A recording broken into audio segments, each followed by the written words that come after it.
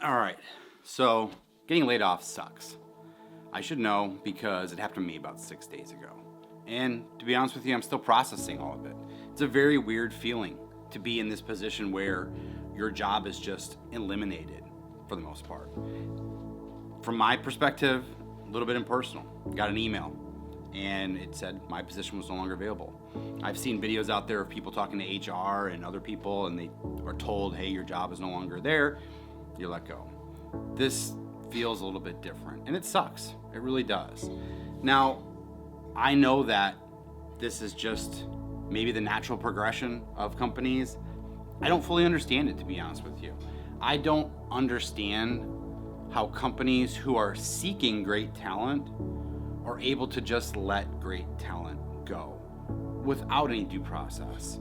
And I know in a lot of these capacities, they don't necessarily have the time or the money to spend to maybe vet all of these situations, but maybe that's something that you should be doing, because there were quite a few people that were laid off in this round, and I don't know if they made the best choices out there.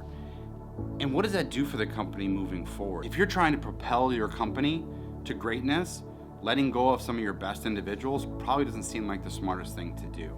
And not only that, but maybe you don't have a position for them anymore in that current capacity, but what other positions do you have in that company? Having great talent in that one position doesn't mean that there can't be great talent in another. And so maybe instead of hiring other individuals, maybe you take the opportunity to look to put them into different positions. It just seems like a natural thing to do. So I thought about whether or not I was going to make this video. And I think it's an important video, maybe for myself, to just kind of vent some of the things I'm feeling right now. Maybe it's to share with those other individuals out there that have gone through this or have gone through it recently or in the past. It's just an eerie feeling to not be able to sit down with someone and talk to them about the value you bring into the company. You're just kind of left to go, and that's just the way it is. And so I want to be able to think about what it is that we can do as a society moving forward. What can companies do better so that they don't necessarily have to go through this with those individuals? And I can sit down and talk about all the personal impacts of it. To be honest with you though, it really doesn't matter. I have kids, I have a big family, it sucks. But that doesn't make me any more important than a single person living on their own, have a very easy mortgage or an easy rent to get through, and maybe this isn't really that big of a hiccup for them. I think it's affecting everybody regardless of the positions you're in, and I don't think that people in any specific area of their life are more or less valuable from that. And so I think that's an important thing too, because I don't want people to sit down and say, oh, well, of course he's more valuable, he's got 5 kids or 7 kids.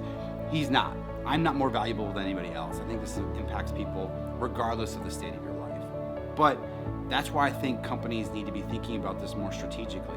What is it that they can do when getting into this position where potentially layoffs may occur, that they can try to avoid it? Or maybe talk to those individuals to see, like, how can we slide them into other positions? I think acting early and often can be a much better route than just these sudden moves.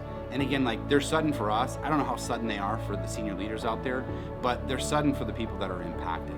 And when it happens in that capacity, we don't know the behind the scenes. And so it almost feels like it's just out of the blue. And there was no warning signs of it, which can be very, very daunting for us. At the end of the day, what's better, working for a toxic company or getting laid off?